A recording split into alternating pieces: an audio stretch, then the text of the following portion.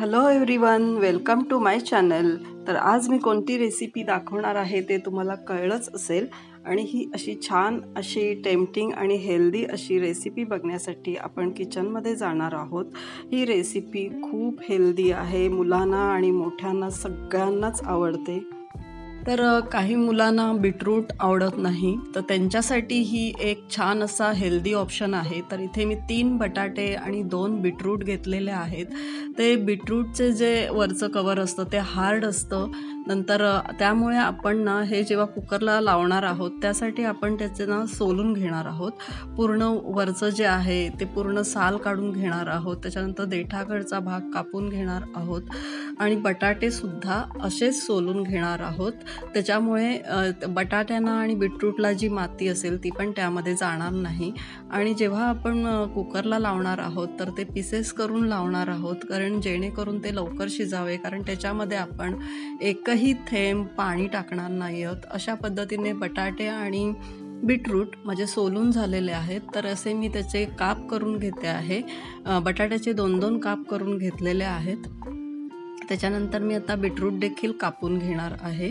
तर हे सर्व आपण पाणी न टाकता कुकरच्या डब्यामध्ये असं 4 शिट्ट्या काढण्यासाठी ठेवणार आहोत, जेणेकरून ते छान सॉफ्ट असं होईल. कारण थोडं हार्ड असतं ना बीटरूट, तर ते शिजायला थोडा वेळ लागतो. तर हे बघा, बीटरूट जरा खूपच हार्ड आहे, तर त्याचे मी असे 4-4 पीसेस करून घेतलेले आहेत. आणि आता आपण ते कुकरला लावून घेऊया. हा खूप छान असा हेल्दी ऑप्शन आहे मुलांसाठी आणि मोठ्यांसाठी पण, ज्यांना बीटरूट आवडत नाही खास करून. खरं तर बीटरूट हे खाल्लं पाहिजे, ज्याच्यामुळे आपलं हिमोग्लोबिन ज्यांचं कमी असेल तर हिमोग्लोबिन वाढतं आणि रक्तवाढीसाठी बीटरूट छान आहे. तर इथे आपण कुकर लावून घेतलेला आहे, त्याच्यामध्ये 4 शिट्या करणार आहोत. नंतर हे 1 वाटी पोहे घेतलेत, आपले जे कांदे पोहे बनवायचे जाडे पोहे असतात तर ते घेतलेत. ते मी आता इथे मिक्सरला बारीक करून घेणार आहोत. आपण ही हेल्दी ऑप्शन बनवतोय, त्याच्यामुळे आपण ब्रेड क्रम्स यूज न करता पोहे यूज करतोय. त्याच्यानंतर 1 वाटी मी शेंगदाणे घेतलेत. शेंगदाण्याच्या ऐवजी तुम्ही ड्रायफ्रूट्स घेऊ शकता. मी इथे 4 हिरव्या मिरच्या, नंतर कढीपत्त्याची 10-12 पानं, नंतर 1 मूठ कोथिंबीर आणि अर्ध लिंबू घेतलेला आहे. मिरच्या तुम्ही तुमच्या आवडीप्रमाणे घेऊ शकता. मी इथे बघा पोह्यांची पावडर करून घेतले, छान फाईन पावडर करून घ्यायची. त्याचबरोबर शेंगदाणेसुद्धा आपण असेच बारीक करून घेणार आहोत आणि त्या दोन्ही बाउलमध्ये आपण आता त्याची पावडर काढून घ्यायची आहे. तर इथे तुम्ही साहित्य बघू शकता. शेंगदाण्याचा कूट, नंतर पोह्याची पावडर, नंतर मिरची बारीक चिरून घेतले, कोथिंबीर बारीक चिरून घेतले, कढीपत्ता आणि लिंबू हे लागणार आहे. इथे माझा कुकरमधलं शिजून झालेलं आहे. हे बघा, छान असं शिजलं आहे आणि पाणी न टाकताही त्याला पाणी सुटतं आहे, कारण का बटाट्याला आणि बीटला जे स्वतःचं पाणी असतं ते त्या कुकरच्या डब्यामध्ये सुटतं आणि ते आपण ह्याच्यामध्ये यूज करणार आहोत. ते काहीच टाकून द्यायचं नाही, कारण त्याच्यामध्येही खूप सारे पौष्टिकपणा आहे. तर आता हे मी सर्व किसून घेणार आहे. इझिली किसलं जातं हे, आणि ॲज इट इज आपण जर ते स्मॅश केलं तरीही चालतं, पण किसलं ना तर सगळ्यात छान बेस्ट होतं ते. तर बटाटे आणि हे बीटरूट ह्या दोन्ही गोष्टी मी छानपैकी अशा किसून घेणार आहे. तर तुम्ही बघू शकता इथे बटाटा आणि बीटरूट माझं अगदी छान असं किसून झालेलं आहे. आणि आता आपण हे एका बाउलमध्ये मिक्स करणार आहोत. तर दोन्ही एकत्रच करायचं आहे मिक्स. बीटरूटचा जो कलर आहे तो कशाला ना, म्हणजे आता बटाट्याला लागून गेलेला आहे, कारण एकत्र मी शिजायला घातलं आहे, पण ते ॲज इट इज आपण मिक्सच करणार आहोत, त्याच्यामुळे मी ते एकत्र शिजायला ठेवलं होतं. तर आता हे सगळं मिश्रण आपण करून घेऊया. ह्याच्यामध्ये काय काय टाकणार आहोत ते आता बघूया आपण. तर हे सगळं मी आता ह्याच्यात मिक्स केलं, बटाटा आणि बीटरूट हे छान असं मिक्स करून घेऊया आपण एकत्र. आणि त्याच्यानंतर त्याच्यामध्ये आपण जे काही मसाले वगैरे लागणार आहे ते पण टाकणार आहे आणि बाकीचं साहित्यसुद्धा आपण ह्याच्यामध्ये मिक्स करणार आहोत. खूप इझी अशी ही रेसिपी आहे, कोणीही करू शकतं.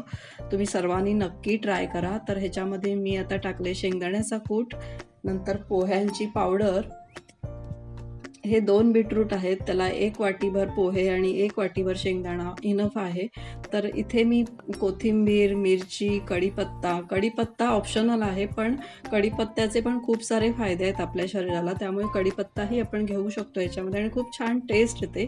आणि आम्हाला हे सगळे कटलेट खूपच आवडले, बीटरूटचे कटलेट माझ्या मुलाला पण खूप आवडले. तर हे बघा, इथे मी लिंबू पिळून टाकते, अर्धा लिंबू इनफ आहे, नाहीतर जास्त आंबट होईल. तर आता हे सगळं आपण नंतर मिक्स करणार. त्याच्यामध्ये मसाले टाकतोय.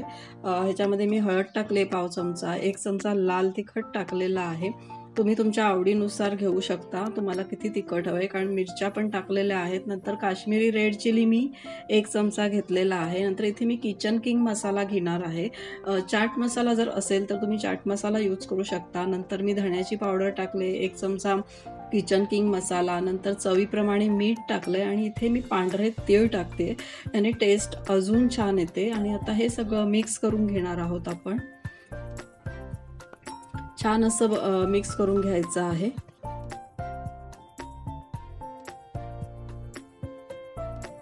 तर हे बघा, इथे आपण छान असं मिक्स करून घेतलेले आहे आणि आता आपण ह्याच्या छोट्या छोट्या टिक्की करून घेणार आहोत. मी अंदाजाने त्याच्या टिक्की बनवत आहे. साधारण माझा जरा टिक्कीचा जो आकार आहे तो मोठा झालेला आहे. ह्याच्यामध्ये अजून जर छोटे छोटे केले तर साधारण 15 ते 18 बसतील. माझे तर ह्याच्यामध्ये 11च बसलेले आहेत, कारण मी थोडे मोठे केलेले आहेत. साईज तुम्ही बघू शकता, पण ही साईज जरा छान दिसते म्हणून मी थोडे या आकाराचे केलेले आहेत. असे व्यवस्थित असे चपटे आपण करून घ्यायचे. तुम्ही कोणत्याही आकाराचे करू शकता, गोलसुद्धा करू शकता, त्रिकोणी पण करू शकता, म्हणजे एक थोडंसं वेगळे पण त्याच्यामध्ये येतं. तर आता हे आपण रव्यामध्ये घोळवून घेणार आहोत आणि ते आत्ताच इतकं दिसायला टेम्पटिंग दिसतंय. ऑलरेडी आपण हे सगळं शिजवून घेतलंय, फक्त नॉर्मली शालो फ्राय करून घेणार आहोत 1-2 चमचे तेल टाकून.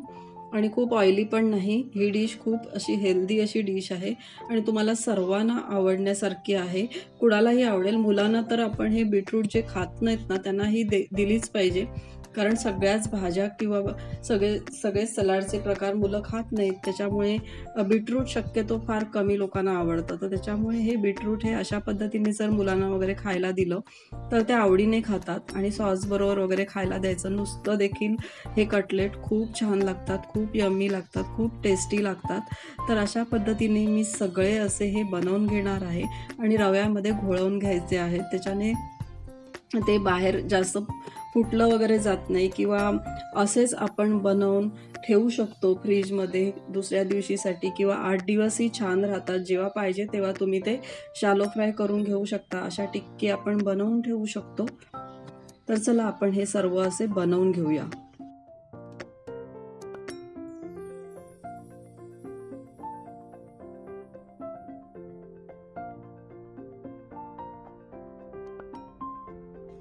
तर इथे तुम्ही बघू शकता आपले सगळे टिक्की इथे बनवून झालेत. माझे ज्याप्रमाणे मी सांगितलं त्याप्रमाणे माझ्या 11 टिक्की बनलेत. जर ह्याच्यापेक्षा छोटी साईज केली तर तुमचे 15 ते 18 नक्कीच बनतील. मी इथे 2-3 चमचे तेल टाकून घेतलं आहे आणि शालो फ्राय करणार आहे, म्हणजे खूप ऑइली देखील हे असणार नाही आहे.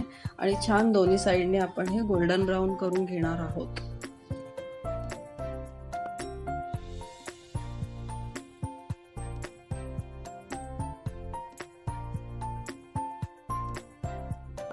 तर इथे तुम्ही बघू शकताय मी एक साईड परतून घेतली आहे आणि असंच आपण दोन्ही साईडने छान भाजून घ्यायचे आहे.